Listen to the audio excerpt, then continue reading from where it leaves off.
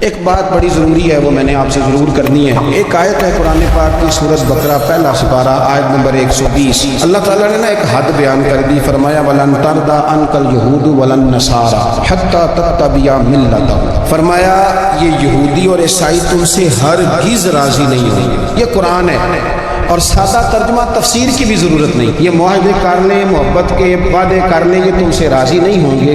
کب راضی ہوں گے؟ حتی تتبع ملتہم، یہاں تک کہ تم ان کے دین کی پیروی کرنے لگ جاؤ۔ میرا جب پہلی دفعہ پاسپورٹ بنا تو میں نے سارا پڑھا، کتابیں پڑھنے کا شوق تھا شروع سے۔ اس کے ہر صفحے پہ لکھا ہے کہ سوائے اسرائیل کے، یعنی آپ پوری دنیا میں یہ سبز ہلالی پاسپورٹ لے کے جا سکتے ہیں، خبردار اسرائیل آپ یہ پاسپورٹ لے کے نہیں جا سکتے۔ یعنی اتنی نفرت کسی ملک سے کہ اس پر لکھ کے چھاپ دیا ہر صفحے پر کہ یہ پاسپورٹ سوائے اسرائیل کے ہر ملک کے لیے کارآمد ہے۔ میرا سوال ہے عرب کے ان لیڈروں سے جنہوں نے اسرائیل کے ساتھ معاہدہ کیا، مجھے بتاؤ تمہیں فلسطین کی بیٹیاں بھول گئی نا ساری کی ساری؟ تمہیں وہ ماں بھول گئی نا جو مسجد اقصیٰ کے دروازے پہ کھڑی ہو کے چیخیں مارتی تھی اور کہتی تھی کوئی علی کو خبر کرو کہ میری بچیاں قید میں ہیں؟ وہ بھول گئی؟ تمہیں وہ بہن بھول گئی نا جس پر شراب کی بوتل انڈیلتے تھے اسرائیل کے فوجی؟ وہ آپ کو ابھی بھی ویڈیو مل جائے گی۔ وہ انڈیلتے تھے شراب کی بوتل، اسے پکڑتے تھے، دست درازی کرتے تھے، اور وہ بیٹی کہتی تھی یا رحمت للعالمین۔ بھول گیا تمہیں وہ سارا کچھ؟ تم نے ایک منٹ لگایا، تو معاہدہ کس سے کروا رہے ہو؟ امریکہ کے صدر سے؟ اتنا ظلم کیا تم نے، اتنا قاتل کے ساتھ معاہدہ؟ کیا سمجھتے ہو فلسطین والوں کا کوئی والی وارث نہیں؟ سنو، میرے رسول کریم صلی اللہ علیہ وسلم نے فرمایا میرا کوئی مالدار امتی دنیا سے چلا جائے، پیسے جائیدادیں چھوڑ کے، نبی پاک صلی اللہ علیہ وسلم نے فرمایا مسلمان ایک جسد واحد کی طرح، ایک جسم کی طرح، ایک حصہ تکلیف میں ہو تو دوسرا اس کی درد محسوس کرتا ہے۔ انسان کے وجود کے اندر سب سے قیمتی اس کا دماغ ہوتا ہے، اسی سے سوچتا ہے، اسی سے وہ عمل کرتا ہے، اسی سے منصوبہ بندی کرتا ہے، اسی سے وہ مومن ہوتا ہے، اسی سے معاذ اللہ کافر ہوتا ہے۔ اور وجود کے اندر جس کو درجے کے لحاظ سے بولنے میں بعض اوقات کم درجہ سمجھا جاتا ہے وہ پیر ہوتے ہیں۔ اور تو میری ٹھوکر کے بھی قابل نہیں، میں تجھے جوتے کی نوک پہ، پیر کی نوک پہ بھی نہیں سمجھتا۔ ہم یہ کہتے ہیں محاورتاً کہ تو پیروں کے قابل بھی نہیں، یعنی سب سے اعلیٰ درجہ دماغ کو دیا، دل کو دیا، اور سب سے ہلکا درجہ پاؤں کو دیا۔ لیکن مجھے بتلائیے گا اگر کبھی پاؤں کی سب سے چھوٹی انگلی چھنگلیا چیچی اس پہ اگر کبھی زخم لگ جائے، جسم کا سب سے اعلیٰ حصہ دماغ ہے، دماغ نے کبھی یہ کہا کہ چھوڑو یہ تو سب سے نچلا درجہ ہے، نہیں جانا ڈاکٹر کے پاس، اتنا ٹائم کہاں ہے، رہنے دو، چھوٹی سی تو انگلی ہے، خیر ہے؟ ایسا کبھی ہوا ہے؟ دماغ فوراً کہتا ہے کہ باقی کام بعد میں کریں گے، پہلے ڈاکٹر کا پتہ کرو، اس کو مرہم پٹی کراؤ، کیونکہ اسے پتہ ہے کہ اگر یہاں درد رہی تو باقی جسم میں بھی درد رہے گی۔ اور یہ بھی پتہ ہے دماغ کو کہ اگر میں نے یہاں علاج نہ کرایا انگلی کا تو کہیں پیر بھی سارا زخمی نہ ہو جائے، اور اگر پیر کا علاج نہ کرایا تو ٹانگیں اور باقی وجود تک بھی زخم نہ آ جائے۔ لہذا دماغ جلدی فیصلہ کرتا ہے، ٹیسٹ کرانے کا، چیک اپ کرانے کا، دوائی لینے کا، مرہم پٹی کا۔ اور میرے بھائی مسلمان ایک وجود کی طرح ہے۔ یہ تو ہو سکتا ہے کچھ مسلمان ملک غریب ہوں اور کچھ کے پاس تیل کے کنویں ہوں، کچھ کے پاس سونے کے پہاڑ ہوں، یہ تو ہو سکتا ہے کہ بعض اوقات یہ وہ سمجھ لیں کہ ہمارا درجے کے ہیں، لیکن یہ یاد رکھیں اگر ایک جسم کی طرح ہیں، سوچتے ہیں اور ہیں، کیونکہ نبی پاک نے فرمایا ہے اگر اس طرح سوچتے ہیں تو پھر میرا خیال ہے کہ جس طرح تیل کے کنویں والے کو اپنی درد ہوتی ہے نا، سونے کے پہاڑوں والے ملک کو جس طرح اپنی درد ہوتی ہے نا، اس طرح اسے کسی کو بھکارت کی نظر سے دیکھنا نہیں چاہیے، چونکہ جسد واحد، اور جسد واحد میں اگر کوئی درجہ بڑا بھی رکھتا ہو کہ جناب ہمارے پاس ایک بڑی جگہ ہے، متبرک جگہ ہے، ہم بڑے ہیں، تو آپ بڑے ہیں، لیکن بڑا دماغ ہی یہ فیصلہ کرتا ہے کہ بھئی وہ چھوٹا سا پیر کا حصہ زخمی ہے، جلدی کرو علاج کراؤ۔ لیکن بڑے دماغ والا کہے کہ میرا گھر تو محفوظ ہے۔ معراج کی بات کرنے کا تو اب وقت آیا ہے، اس لیے کہ معراج کا سارا واقعہ تو مسجد اقصیٰ کے گرد گھومتا ہے۔ سبحان الذی اسریٰ بعبدہ لیلا من المسجد الحرام الی المسجد الاقصیٰ۔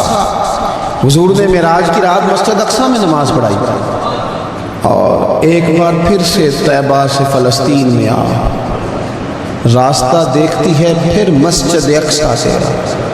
ایک بار حضور گئے تھے مکے سے مسجد اقصیٰ، اور پھر حضور فرماتے ہیں جب میں واپس گیا نا تو کفار نے جو کہ مسجد اقصیٰ دیکھی ہوئی تھی تو مجھ سے پوچھنا شروع کر دیا کہ مسجد اقصیٰ کی کھڑکیاں کتنی ہیں، دروازے کتنے ہیں، پلر کتنے ہیں۔ جب انہوں نے سوال جواب کیے تو حضور فرماتے ہیں کہ رب کریم نے مسجد اقصیٰ کو اٹھا کے میرے سامنے رکھ دیا، میں دیکھتا جاتا تھا، بتاتا جاتا تھا، کہہ لوں بات کر لوں۔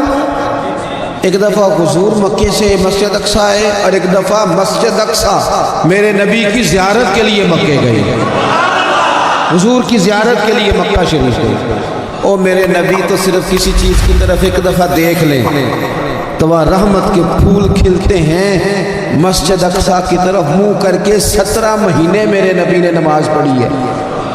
مسلمانوں پتہ ہی کوئی نہیں، ہماری خبریں ہی اور ہیں، ہمارا درد ہی اور ہے، ہمیں پتہ ہی نہیں بم کہاں برس رہے ہیں، ہمیں یہ خبر ہی نہیں۔ اور میں اس دور میں تقریریں کر رہا ہوں جہاں سوتوں کو جگانا نہیں پڑتا، جاگتوں کو جگانا پڑتا، سیانے لوگوں کو سمجھانا ہمارے ذمہ لگ گیا۔ کیا کرے، اس قوم کو سکھانا پڑتا ہے جسے پتہ سارا ہے لیکن جان بوجھ کے آنکھیں ہماری بند ہیں۔ یہ مولوی کو بات کرتا تو لوگ کہتے دیکھو مولوی گالی دیتا ہے، لیکن اگر قائد اعظم محمد علی جناح کہے کہ اسرائیل امریکہ کی ناجائز اولاد ہے تو پھر تو تمہیں ہضم کر لینا چاہیے نا، پھر تو لیبرل کو بھی ہضم ہونا چاہیے نا کہ قائد اعظم نے کہا ہے، اور اس ناجائز بچے کو تم نے اتنی طاقتیں دے دی کہ وہ مسلمانوں کے قبلہ اول میں نماز پڑھنے والوں کو بھی نہ بخشے۔ کہاں گئی تمہاری وہ انسانی حقوق کی بڑی بڑی تنظیمیں، کدھر گئی؟ اور میرا پاکستانی میڈیا سے بھی سوال ہے، چند دن پہلے سیالکوٹ میں ایک واقعہ ہوا، ناانصافی ہو گئی جی، ناانصافی ہو گئی جی ایک بی بی کے ساتھ، ہر بندے نے شور مچایا، بڑے بڑے طوفان اٹھتے ہیں، کیوں ہوا جی کیوں ہوا؟ تو مسجد اقصیٰ کی توہین ہو گئی تو پھر طوفان کیوں نہیں اٹھا؟ ٹاک شو کیوں نہیں ہوئے؟ ویسے کیوں نہیں ہوئی؟ میں اس موم بتی مافیا کا کیا کروں؟ ان لبرل لوگوں کا کیا کروں؟ ان کے سپورٹروں ووٹروں کا کیا کروں؟ ان سیاسی جماعتوں کے کارکنوں کو کیا نام دوں کہ جو ان فضول بحثوں میں تو وقت ضائع کرتے ہیں، اور وہ مسجد اقصیٰ جس کے بارے میں میرے نبی پاک صلی اللہ علیہ وسلم سے ایک صحابیہ نے پوچھا تھا، یا رسول اللہ مسجد اقصیٰ میں نماز پڑھنا کتنا کو بہتر ہے باقی نمازوں کے مقابلے میں؟ تو حضور نے فرمایا 1000 گنا بہتر ہے۔ بی بی عرض کرنے لگی سونیا میں جا تو نہیں سکتی، دل بڑا کرتا ہے۔ حضور نے فرمایا جا نہیں سکتی تو وہاں تیل ہی بھجوا دے، جس میں حاضری لگوانے کی حضور بات کریں جس مسجد سے۔ اور نبی پاک علیہ السلام نے فرمایا خاص کر کے سفر کرنا ہوا تو 3 مسجدوں کے لیے کرنا، ایک مسجد حرام بیت اللہ کے لیے، ایک مسجد نبی کے لیے، اور تیسرا مسجد اقصیٰ کے لیے۔ بیت المقدس مسجد اقصیٰ معمولی جگہ نہیں، حضور نے فرمایا 3 سفر کرو تو سمجھنا ہم عبادت کر رہے ہیں۔ کون کون سے؟ فرمایا اگر بیت اللہ جاؤ تو عبادت سمجھ کے جانا، مسجد نبی کی طرف جاؤ تو عبادت ہے، اور مسجد اقصیٰ کی طرف جاؤ تو یہ بھی عبادت ہے۔ اور فرمایا مسجد اقصیٰ میں جس نے ایک نماز پڑھی اسے 25,000 نمازوں کا ثواب ملے گا۔ اور میرے رسول پاک نے یہ وہ مسجد ہے جس کے ساتھ معراج شریف جڑا ہوا ہے۔ قرآن پاک نے کہا کہ اس مسجد میں سبحان اللہ ذی اسریٰ بعبدہ لیلا من المسجد الحرام الی المسجد الاقصیٰ۔ مسلمانوں قرآن کہتا ہے کہ تمہارے معراج کی شان رسول پاک کی مسجد اقصیٰ سے جڑی ہے۔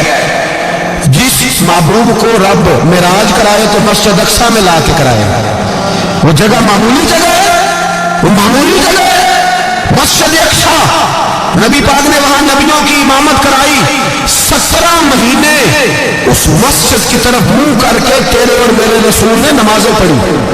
چھوٹی جگہ ہے اور پوری دنیا کا مسلمان اسے چاہیے شرم سے گڑ جائے۔ ایک امریکہ کا صدر بول کے کہتا ہے کہ اسرائیل کو اجازت ہے اسے دارالحکومت بنائے، اور مسلمان حکمران بیان دے رہے ہیں ظالموں لٹیروں تم اپنی اپنی سیاستیں چمکانے کے لیے پہلے ایک دوسرے کو گالیاں دیتے ہو، پھر اکٹھے بیٹھ جاتے ہو نمبرنگ کرنے کے لیے۔ تم دین کے اس مسئلے میں سارے اکٹھے کیوں نہیں بیٹھے؟ سارے پاکستان کے سیاستدانوں کو، علماء اور مشائخ کو چاہیے تھا ایک پیج پہ اکٹھے ہوتے، اکٹھے بیٹھ کے ایک بیان ہی دے لیتے، ایک بات ہی کر دیتے. پھر میرا سلوٹ ہے ترکی کے صدر کو، پھر میرا سلوٹ ہے ترکی کے صدر کو. اس نے بہت عرصہ پہلے کہا تھا مسجد اقصی میری خواب میں آئی تھی اور رو کے کہتی تھی آئے مجھے کوئی صلاح الدین ایوبی کا ماننے والا، کوئی آئے مجھے بچائے. کہتے میری خواب میں آئی تھی اور روتی تھی، کہتی تھی کوئی آئے. اور ایک شاعر نے کہا مسجد اقصی نبی پاک کو بھی بلاتی ہے، کہتی ہے ایک بار پھر طیبہ فلسطین میں آ، راستہ دیکھتی ہے پھر مسجد اقصی تیرا، ایک بار پھر سے طیبہ سے فلسطین میں آ، راستہ دیکھتی ہے پھر مسجد اقصی تیرا. کوئی بولا ہے اتنا مقدس مقام، چھوٹے چھوٹے بیانوں کہیں اکٹھے ہو جاؤ، میں بتاتا ہوں تمہیں مسئلے کا حل کیا. میں بتاتا ہوں دو کام کرو، ایک کام وہ کرو جو حضرت سلمان فارسی نے کیا تھا. سنو حل سنو مسئلے کا. میں چھوٹا آدمی ہوں پر حل سنو مسئلے کا. زندگی میں ایک کام مسلمان کر لے، جٹ بن کے، بھٹ بن کے، رائی بن کے، پاکستانی، مصری، سعودی بن کے بڑا جی لیا. ایک کام وہ کرے جو حضرت سلمان نے کیا تھا. جب ایک کافر نے پوچھا آپ کا نام کیا ہے تو فرمایا میرا نام اسلام ہے. بولیے سارے میرا نام. کہا تمہارے باپ کا نام؟ فرمایا اسلام. دادا کا نام؟ کا اسلام. پردادا کا نام؟ بازو تیرا توحید کی قوت سے کمی ہے، اسلام تیرا دیش ہے سو مصطفی ہے. ایک کام وہ کرو جو حضرت سلمان نے کیا تھا. کافر جب پوچھے تو ہم سارے اسلام ہیں، ہم سارے کیا ہیں؟ ہم پہلے مسلمان ہیں، باقی بعد میں کچھ اور چیز. دوسرا کام وہ کرو جو حضرت امیر معاویہ نے کیا تھا. سن لو یہ حال ہے اس مسئلے کا. سنو حضرت مولا علی شیر خدا رضی اللہ تعالیٰ عنہ اور جناب امیر معاویہ کی جنگ ہو رہی تھی، لڑائیاں ہو رہی تھی، اختلافات تھے، فوجیں بیٹھی تھی. حضرت مولا علی اور جناب امیر معاویہ کی جنگ ہو رہی تھی تو روم کے بادشاہ نے، عیسائی بادشاہ نے حضرت علی کو خط لکھا کہ میں تیرے اوپر حملہ کرنے والا ہوں. خط لکھا نا حضرت علی کو، تو جواب حضرت امیر معاویہ نے دیا. چاہیے تھا نا مولا علی جواب دیتے، حضرت امیر معاویہ بولے اور بول کے کہنے لگے اور روم کے کتے ہم گھر میں جتنا مرضی لڑے، یہ نہ سمجھنا تو علی پہ حملہ کرے گا تو میں تماشا دیکھوں گا. فرمایا تو علی پہ حملہ کر تو صحیح، علی سپہ سالار ہوگا اور امیر معاویہ اس کا سپاہی ہوگا. گھر میں جتنا مرضی لڑے پر رسول اللہ کے نام پہ ہم اکٹھے ہو جایا کرتے. یہ رسول اللہ کا دین ہے، اس پہ ہم اکٹھے ہیں، یکجان ہیں. فرمایا علی سپہ سالار ہوگا اور امیر معاویہ سپاہی ہوگا، اکٹھے نکلیں گے اور کفر کو بتائیں گے کہ اگر تم مسلمانوں کی طرف دیکھو گے پھر ہم یکجان ہیں، پھر ہم بولیے پھر ہم گنبد خضرا کے سائے تلے ایک ہیں، ایک ہیں، ایک تھے اور ایک رہیں گے. اس لیے یہ دو کام اگر مسلمان کرے، دو کام ٹھیک ہے، اختلاف ہو گئے، بڑا کچھ ہو گیا، لیکن ان سے کہیں کہ جب تم آؤ گے تو پھر ہمیں علیحدہ نہیں پاؤ گے، پھر ہمیں تم اکٹھے پاؤ گے، اکٹھے میدان میں نکلیں گے. اور کوئی اتنی لمبی چوڑی بات نہیں، میں کیا کروں، میرا تو آئیڈیل بنتا جا رہا ہے طیب اردگان. عجیب بات ہے نا کہ اس کے پاس ایٹمی طاقت آپ سے کمزور ہے، آپ کی تگڑی ہے. اس کے پاس جو فوجی طاقتیں ہیں وہ اپنی جگہ پر، آپ کی فوجی طاقتوں کا لوہا مانتی ہے دنیا. لیکن پھر مجھے کہنے دو نا، میدان میں بندہ ایٹمی طاقت سے نہیں لڑتا، ایمان کی قوت سے لڑتا ہے.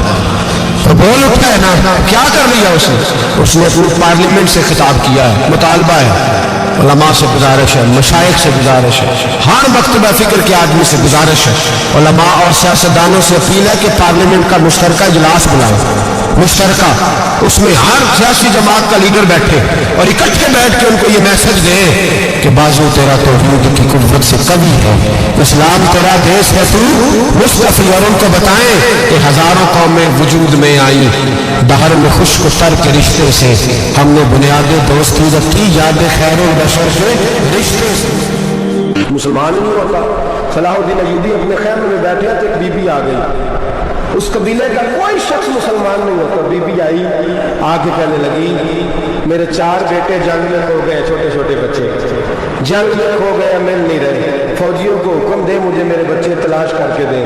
صلاح الدین ایوبی نے جنگ پر سر پہ امامہ باندھا، نیزہ پکڑا، سینے بند باندھا، اپنے جبے کو سمیٹا اور باہر کہنے لگی تو کدھر جا رہا ہے؟ کہنے لگا میں خود تیرے بچے تلاش کر کے بول رہا ہوں۔ صلاح الدین چند سپاہی ساتھ گلی گلی نکلے، گلی گلی فجر کے نکلے، اثر ہو گئی، تھک گئے، 2 نمازیں صحرا میں پڑھی، جنگل کے اندر پہنچے تو ایک کونے میں 4 بچے ایک جگہ ڈرے اور سہمے ہوئے بیٹھے ملے۔ صلاح الدین ایوبی اٹھا کے لائے، ماں کو کہنے لگے تیرے بچے ہیں۔ نکلا اس لیے تھا کہ میرے نبی نے فرمایا بچے جدا ہو تو ماں کو درد بڑا ہوتا ہے، اور میرے رسول نے فرمایا تھا جب جنگ کرنے جاؤ تو کھیت برباد نہ کرنا، فصلیں تباہ نہ کرنا، بچوں کو ماں سے جدا نہ کرنا۔ فرمایا میں سوچ رہا تھا تیرے بچے کہ میری وجہ سے جدا ہوگا تو مصطفیٰ کو جواب کیا دینا؟ فرمایا تیرے بچے ڈھونڈ کے لایا ہوں۔ بچے ماں کے پاس آنے لگے تو ماں نے بڑے بیٹے کے منہ پہ تھپڑ مارا۔ کہتا اماں کیا ہوا؟ کہنے لگے تو نے سنا نہیں کہ دشمن کے بچوں کی اتنی حفاظت کرتا؟ میرے پاس نہ جا، اس کے قدموں میں بیٹھ جا۔ جس نبی کے غلام اتنے سچے ہیں وہ نبی کتنا سچا ہوگا۔ بنو قریظہ اور بنو نذیر 2 محلے تھے یہودیوں کے۔ یہودیوں نے بڑی عہد شکنی کی تو نبی پاک صلی اللہ علیہ وسلم نے ان کو بے دخل کر دیا، مدینے سے نکال دیا، مدینہ منورہ سے۔ یہودی نکل گئے مدینہ طیبہ سے، تو جب وہ نکل کے جا رہے تھے تو ان کے مکان، ان کے باغ، ان کی جائیدادیں بچ گئی۔ نبی پاک علیہ السلام نے انصار مدینہ کو پہلے بلایا، جاگ رہے ہیں نا آپ لوگ؟ پیسے آپ سے کسی کو برے لگتے ہیں؟ اب تو یہ بھی حلال حرام کی تمیز بھی اٹھتی جا رہی ہے۔ جائیداد، باغ، مال، علاقہ خالی ہوا ہے، وہ چلے گئے اور لوگ تو ڈھونڈتے پھرتے ہیں۔ اللہ خیر فرمائے، شاملہ جگہ ملتی نہیں ان شہروں میں، وہ کس کس نے نام کرا لیا، کدھر گئی ہے کوئی خبر ہی نہیں، خالی جگہ پڑی ہے۔ میرے نبی پاک علیہ السلام نے پہلے انصار مدینہ کو بلایا۔ حضور نے فرمایا انصاریوں، بہت بڑی جائیدادیں یہودیوں کی، بنو نذیر اور بنو قریظہ محلے خالی ہو گئے، میرا دل کرتا ہے کہ تمہیں دے دوں، اس لیے کہ تم نے اپنے مہاجر بھائیوں کے ساتھ بڑا تعاون کیا، جائیدادیں تم نے دے دی ہیں، مکانات دے دیے ہیں، بڑا کچھ تم نے دیا ہے، میرا دل کرتا ہے وہ تمہارے نام کر دوں۔ تو انصار مدینہ کا کہنے لگے یا رسول اللہ، دے تو ہم نے دیا ہے پر وہ بیچارے جھجکتے ہی رہتے ہیں، وہ جھجکتے ہی رہتے ہیں، کھول کے ہماری چیزیں استعمال نہیں کرتے۔ تو حضور ہم تو پہلے انصار ہیں، ہمارے پاس بڑا کچھ ہے، آپ مہربانی فرمائیں وہ سارا کچھ مہاجروں کو دے دیں، مہاجرین کو ہمیں نہیں چاہیے۔ اب چلے گئے بات کر کے، میرے حبیب پاک نے مہاجروں کو بلا لیا، فرمایا بنو نذیر اور بنو قریظہ قبیلے کی جائیدادیں آئی ہیں، تمہارے پاس بظاہر جو چیزیں ہیں بھی وہ بھی انصار مدینہ کی ہیں، تو میرا یہ خیال ہے کہ وہ سارا کچھ تمہیں دے دیا جائے۔ ابو بکر صدیق رضی اللہ تعالیٰ عنہ کہنے لگے یا رسول اللہ صلی اللہ علیہ وسلم، ہمارے انصار بھائیوں نے ہمارے لیے دل تک کھول دیے ہیں، حضور انہوں نے ہر چیز بانٹ کے ہمارے سامنے رکھ دی ہے، ہم اتنے خود غرض ہیں کہ سارا کچھ لپیٹ جائیں۔ تو حضور ہمارے پاس جو مکان ہے وہ ہے، ہم کاروبار کر رہے ہیں، تجارتیں کر رہے ہیں، مزدوریاں کر رہے ہیں، ہم انشاءاللہ اور بنا دیں گے، آپ یہ ہماری طرف سے ہمارے انصار بھائیوں کو گفٹ کر دیں، آپ انہیں دے دیں۔ میرے حبیب کی آنکھوں میں آنسو آ گئے، میرے نبی پاک علیہ السلام رو پڑے، یا رسول اللہ کیوں روتے ہیں؟ فرمایا تمہارا یہ بھائی چارہ قائم رہا تو اللہ اسلام کو بڑی قوتیں عطا فرمائے گا، اللہ طاقتیں دے گا اسلام کو، اگر تمہارا یہ رنگ قائم رہا، یہ انداز، میرے غلاموں تمہارے یہ طور طریقے، ایک بھائی کہتا ہے دوسرے کو، دوسرا کہتا ہے تیسرے کو۔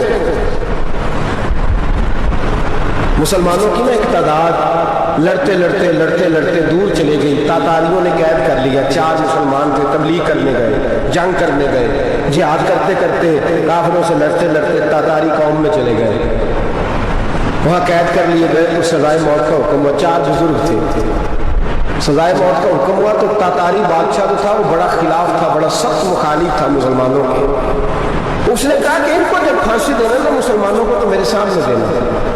اب 4 عالم ہیں، 4 صوفی ہیں، سفید داڑیاں، سر پہ امامے، پھانسی کا وقت آیا تو جو پھانسی گھاٹ ہے وہ ایک ہے، چاروں کو اکٹھے پھانسی نہیں ہو سکتی، ایک کو کہا کہ ایک ایک کر کے ان کو پھانسی دو۔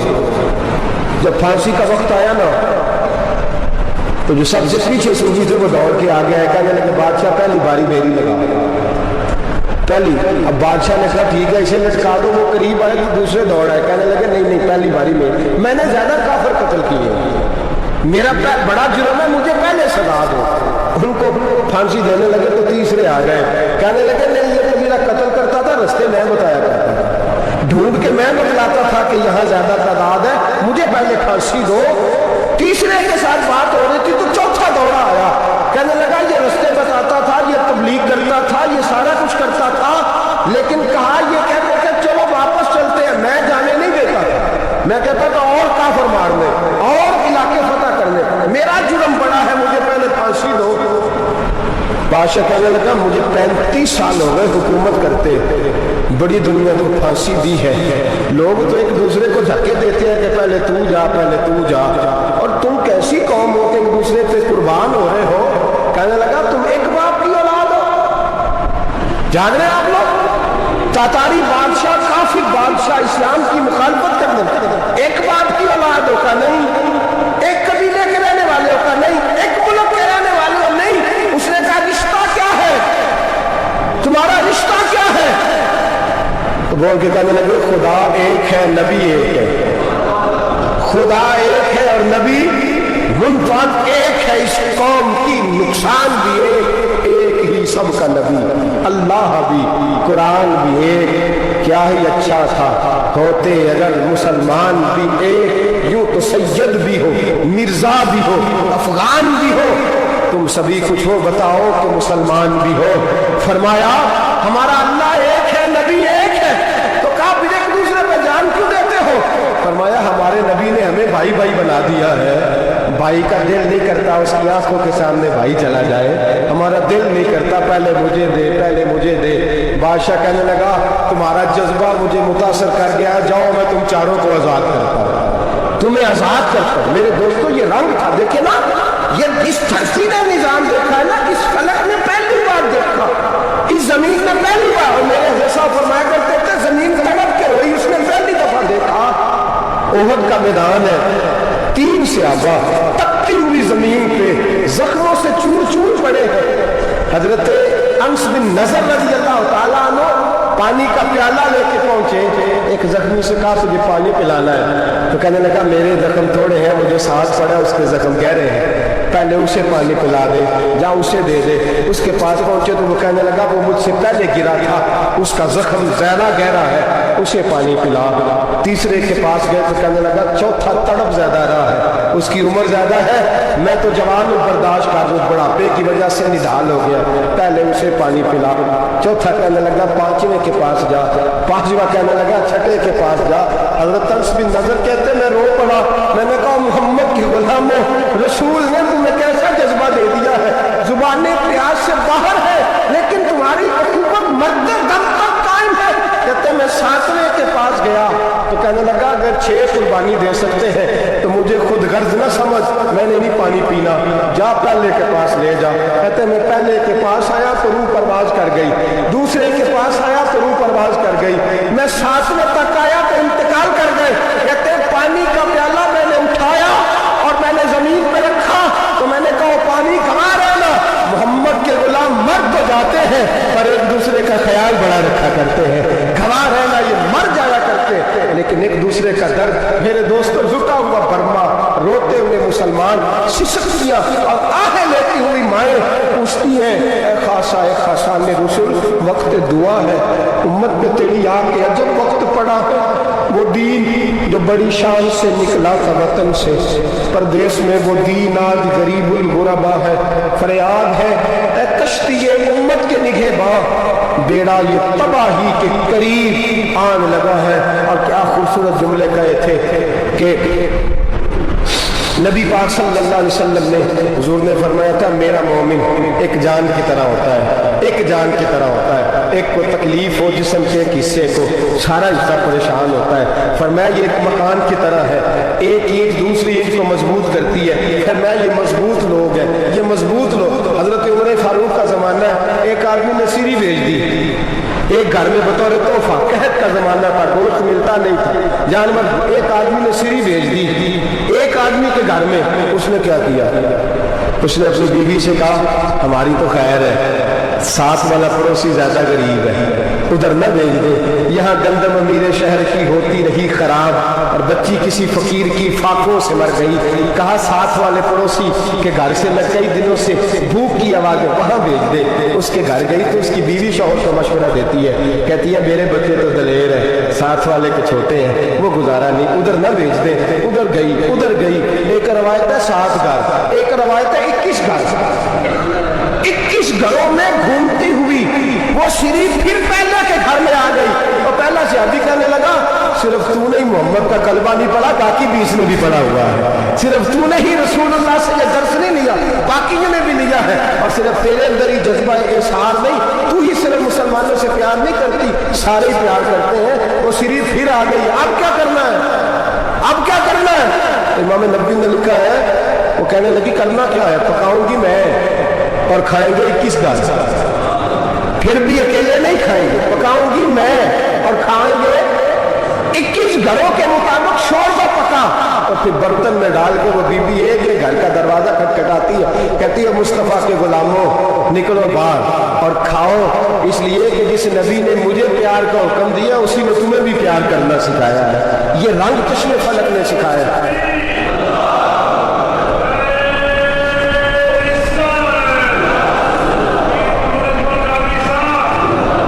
بڑی مہربانی، زندہ باد وہی ہے جس کو اللہ رسول زندہ باد فرمائے، بڑی مہربانی، اللہ جزا دے۔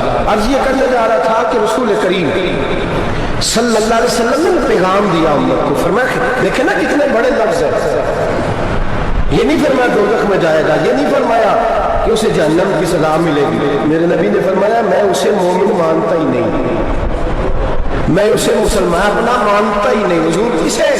فرمایا جو پیٹ بھر کے کھاتا ہے اور اس کا ہمسایہ بھوکا سو جاتا ہے، میں مومن ہی نہیں مانتا۔ سزا تو تب ملے گی نا کہ جب میں کسی سزا کا اعلان کروں، میں مانتا ہی نہیں، وہ میرا ہے ہی نہیں، خود پیٹ بھر کے کھا رہا ہے، ہمسایہ اس کا بھوکا، میں نہیں مانتا، انما المؤمنون اخوہ، مومن بھائی بھائی، میں مانتا ہی نہیں اسے۔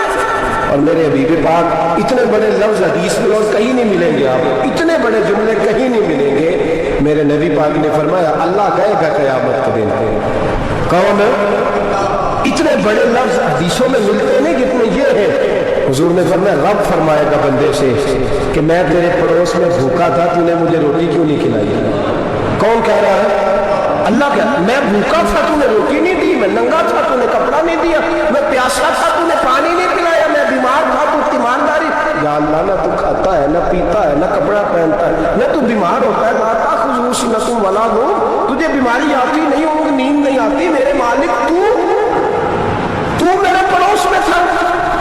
تو حضور فرماتے ہیں رب فرمائے گا وہ جو بندہ تیرے پڑوس میں بھوکا تھا تو بندہ تو میرا ہی تھا نا، وہ جو بندہ تیرے پڑوس میں ننگا تھا تو بندہ تو میرا ہی تھا نا، وہ جو تیرے پڑوس میں پیاسا تڑپتا رہا تو وہ میرا ہی بندہ تھا۔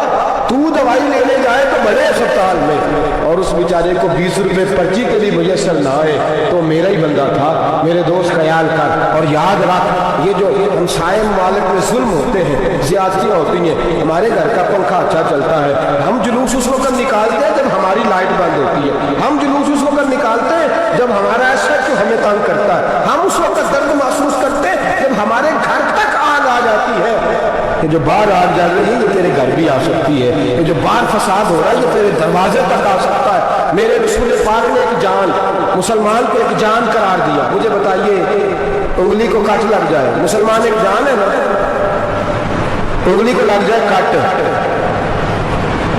دماغ کہتا ہے میں نے نہیں سوچنا اس کے بارے میں نے اس کے درد کو محسوس نہیں کرنا، انگلی کی درد ہے، انگلی جانے اس کا کام جانے، ایسے ہی ہوتا ہے نا۔ بولے پیروں سے کہتے ہیں، انگلی کہتی ہے چل ڈاکٹر کے پاس، پیر کہتے ہیں نہیں میں نے نہیں جانا، انگلی کا کام ہے انگلی جائے، ایسے ہی ہے نا۔ دل سے کہتے ہیں تو تڑپ تھوڑا سا، انگلی کو درد ہے، کہتے میں کو تڑپوں، انگلی کا معاملہ انگلی جانے اس کا کام جانے۔ ٹیلی فون کرنا ہے ڈاکٹر صاحب کا پتہ کرنا ہے، دکان کہتے ہیں میں نے نہیں بات سننی ڈاکٹر صاحب کی، زبان کہتے ہیں میں نے نہیں بولنا، انگلی جانے ایسا ہوتا ہے۔ پیر احتجاج کرتے کہ میں نے ڈاکٹر کے پاس، میں کوئی چکر کھاتا پھروں ڈاکٹر کی دکان کی، انگلی کو درد ہے انگلی جانے، ایسا ہوتا ہے بھائی۔ میرے رسول پاک نے فرمایا مسلمان ایک جان ہے، تو درد برما کے مسلمانوں کو ہو رہا ہے تو پاکستانی کہہ رہے ہیں کوئی بات نہیں، وہ جانے ان کا کام جانے، ایک جان ہے نا، درد ہونا چاہیے، تکلیف ہونا چاہیے۔ پھٹے پہ باتیں ہوتی ہیں اس موضوع پہ، اسمبلی پہ گفتگو ہوئی ہے اس موضوع پہ، آپ کی صوبائی اسمبلی میں اس موضوع پہ بولی، آپ کے کون سے اس موضوع پہ بولے؟ ہم تو اپنی اپنی سیاست اپنے اپنے تماشے اپنے اپنے چکروں میں لگے ہوئے ہیں۔ وہ دریا کے اندر سسکتے مسلمان، بنگالی کہتے ہیں ہمارے نہیں، برمی کہتے ہیں ہمارے نہیں، پاکستانی کہتے ہیں ہمارے نہیں، ترکی کہتے ہیں وہ کس کے ہیں؟ وہ کس کے ہیں؟ وہ اللہ کے بندے ہیں، محمد عربی کے غلام ہیں صلی اللہ علیہ وسلم۔ میرے دوستو، کیا ہمیں کیا غرض ہے؟ وہ جانے ان کا کام جانے۔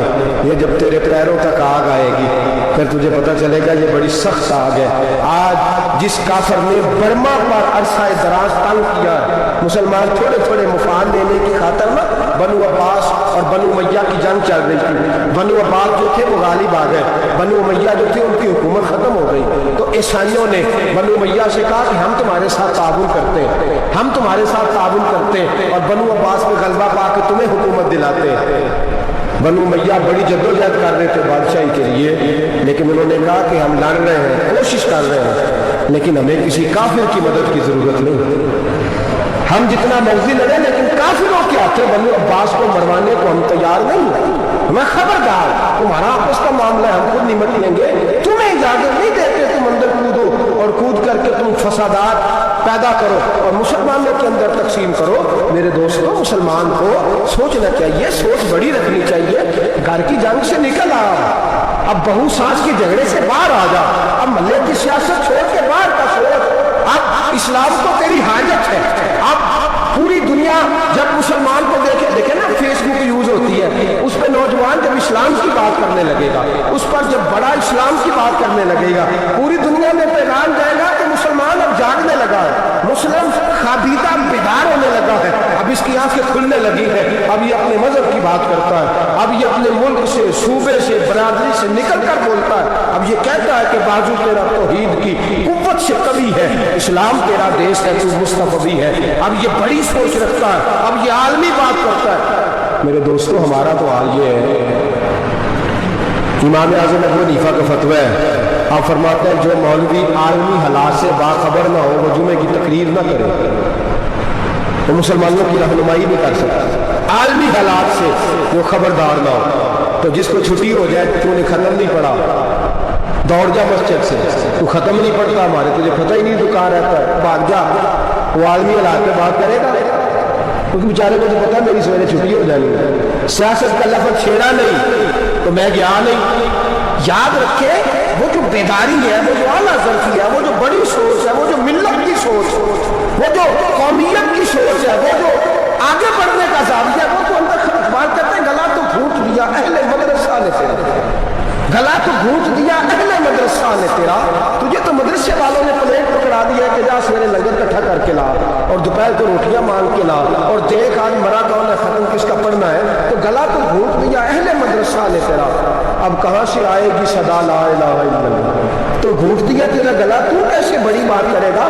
بڑی بات کے لیے بڑی سوچ چاہیے، بڑی توجہ چاہیے، بڑی کوشش چاہیے، بڑا حوصلہ چاہیے۔ مسلمان چھوٹی چھوٹی لڑائی میں، چھوٹی چھوٹی جنگ میں، ایک دکاندار دوسرے دکاندار سے لڑ رہا ہے، گلی والا دوسری گلی والی سے لڑ رہا ہے، محلے والا محلوں پہ اعتراض، ایک شہر میں رہنے والے میں نے دوسرے محلے پہ اعتراض کرتے دیکھے۔ یقین کریں، ایک شہر میں رہنے والے، علاقے میں بسنے والے کہتے ہیں بھائی توبہ ہے اس محلے کو کہ اللہ ہی بچائے، لا حول ولا قوت۔ وہ جو تقسیم در تقسیم کی سوچ ہے، اس نے چھوٹے چھوٹے ٹکڑوں میں مسلمانوں کو بانٹ دیا ہے، چھوٹی چھوٹی تقسیم ہے، چھوٹا چھوٹا ہمارا مزاج ہے، چھوٹی سوچ ہے، بڑی سوچ کی بات سنیے۔ صلاح الدین ایوبی جاگ رہے ہیں نا آپ لوگ، تو آخر حضرت صاحب ایڈی وڈی گل چھیڑ چڑی ہے، اس کا مطلب ہی کوئی نہیں، کنے برما جانا ہے تو کنے مدد کرنی ہے، میں تو بھائی فریضہ سر انجام دے رہا ہوں۔ میرے نبی نے فرمایا برائی کو یا ہاتھ سے بدل، ہاتھ سے نہیں بدل سکتا تو زبان سے تو بول رہا، تو میں معذور ہوں، کمزور آدمی ہوں، ہاتھ سے بدلنے کی طاقت نہیں رکھتا، تو دوسرے درجے پہ تو مجھے عمل کرنے دو نا، اثر کرے نہ کرے سن تو لے میری فریاد، نہیں ہے داد کا طالب یہ بندہ آزاد، رونے تو دو، تڑپنے تو دو،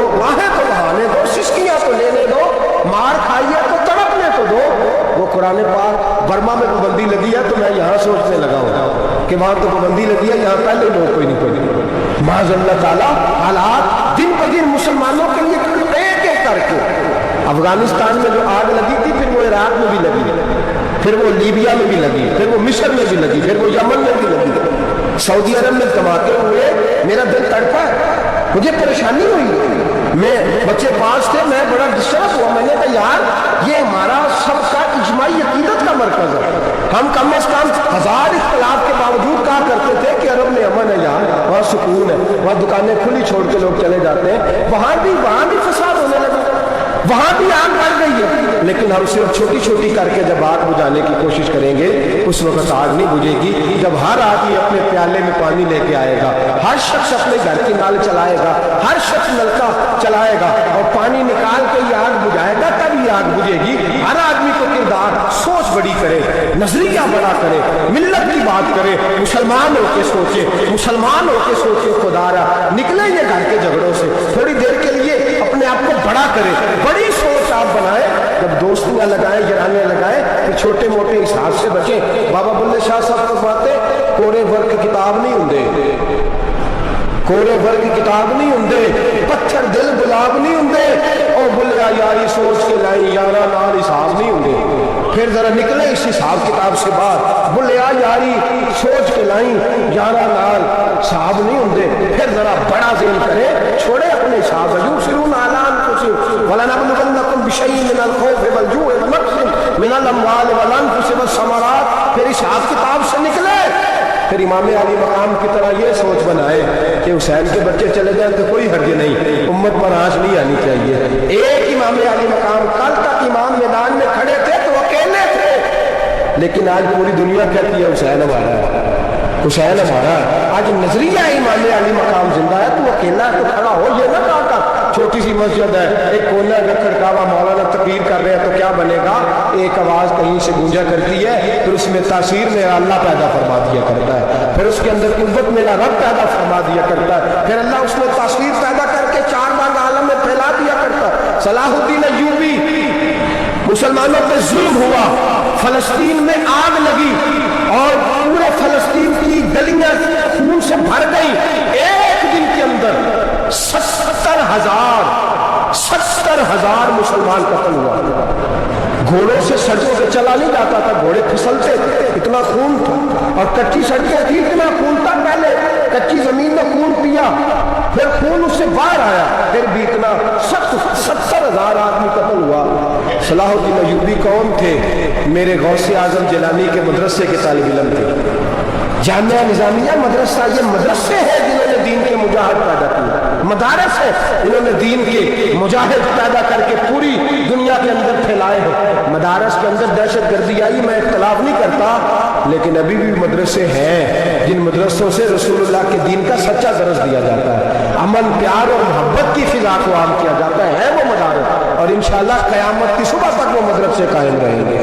صلاح الدین ایوبی مدرسے کے طالب علم ہے، مدرسے کا، لیکن مدرسہ اس کا تھا جو ساتھ درویش بھی تھا، جو ساتھ اللہ رسول کے احکامات محبت کے ساتھ کھلانے والے غوث اعظم جیلانی کا مدرسہ تھا، اس مدرسے کا پڑھنے والا طالب علم، دیکھیں نا علم دین شہید کون تھا؟ نعتیں پڑھنے والا تھا، ختم دلانے والا تھا۔ احمد چیمہ شہید کون تھا؟ نعتیں پڑھنے والا تھا نا۔ یہ نعتیں وہ چیز ہوتی ہے جو دلوں کے اندر اثر پیدا کر دیتی ہے، جو نبی پاک کی محبت کو پروان چڑھاتی ہے، یہی چراغ جلے گا تو روشنی ہوگی۔ صلاح الدین ایوبی اکیلا اپنے دوستوں سے کہنے لگا مسلمانوں کی مدد کی، چند سالوں میں نکلو مدد کرے۔ انہوں نے کہا تیرے نکلنے سے کیا ہوگا؟ کہنے لگا میں نے نہیں نکلنا، میرے اللہ نے میری مدد کرنی ہے، میرے اللہ نے میری اٹھ باندھ کمر کیا ڈرتا ہے، پھر دیکھ خدا کیا کرتا ہے، تو میں مجھے نکلنے دے، اللہ میری مدد کرے گا۔ تھوڑا تھوڑا کر کے فوج جمع کی، کوشش کی، چند سالوں کے بعد اسی جگہ جہاں مسلمانوں کا خون بہا اللہ نے اسلام کا جھنڈا پھر سے بلند کر دیا۔ صلاح الدین ایوبی فاتح بن کے مسجد اقصیٰ کے دروازے پہ کھڑا ہے، چند سال گزرے، عیسائیوں کا اپنا وہ ظلم ابھی یاد ہے، اور عیسائی سارے لیڈر کہتے ہیں تیاری کر لو، اب ہمارے بچے کاٹے جائیں گے، عورتیں بیوہ ہوں گی، گردنیں کٹیں گی، اب دیکھنا جتنا خون ہم نے بہایا تھا مسلمان اس سے دگنا بہائیں گے۔ صلاح الدین ایوبی گھوڑے پہ کھڑے ہیں اور پوچھتے ہیں او عیسائیوں بتاؤ تمہارے ساتھ کیا کروں؟ گردنیں جھک گئیں، جواب کوئی بھی نہیں۔ تم نے 70,000 مسلمان ایک دن میں مارا تھا، بولو تمہارے ساتھ کیا کروں؟ تم نے ایک دن میں مسلمان جو کاٹے جیسے گاجر مولی کاٹی جاتی ہے، بولو کیا کروں؟ عیسائی کہنے لگے ہمیں اپنے ظلم یاد ہے، تشدد یاد ہے، بربریت یاد ہے، تو بہتر جانتا ہے تمہیں کیا کرنا ہے۔ صلاح الدین ایوبی گھوڑے پہ فاتح کھڑا ہے، آنکھوں میں آنسو آئے، تڑپ کے رویا، کہنے لگا میں تمہارے ساتھ وہی سلوک کروں گا جو میرے مصطفیٰ نے قریش مکہ کے ساتھ فرمایا تھا، لا تثریب علیکم، جاؤ تم پر کوئی زیادتی نہیں، جاؤ تم آزاد ہو۔ اس نے کہا تو کر کیا رہا ہے؟ کہنے لگا میں کیا کروں، میں اس محمد کا ماننے والا ہوں جس نے معاف کرنا سکھایا ہے صلی اللہ علیہ وسلم، میرے پیروں میں زنجیر ہے رسول اللہ کی غلامی کی، جاؤ تم آزاد ہو۔ اس نے کہا تم آزاد ہو، لوگوں نے کلمہ پڑھنا شروع کر دیا، اشہد ان لا الہ الا اللہ واشہد ان محمدن عبدہ۔ سارے قبیلے کے کچھ نہ کچھ لوگ مسلمان، ایک قبیلہ رہ گیا مسلمان نہیں ہوتا۔ صلاح الدین ایوبی اپنے خیمے میں بیٹھے تو ایک بی بی آ گئی، اس قبیلے کا کوئی شخص مسلمان نہیں ہوتا، بی بی آئی، آگے کہنے لگی میرے 4 بیٹے جنگ میں کھو گئے، چھوٹے چھوٹے بچے جنگ میں کھو گئے، مل نہیں رہے، فوجیوں کو حکم دے مجھے میرے بچے تلاش کر کے دے۔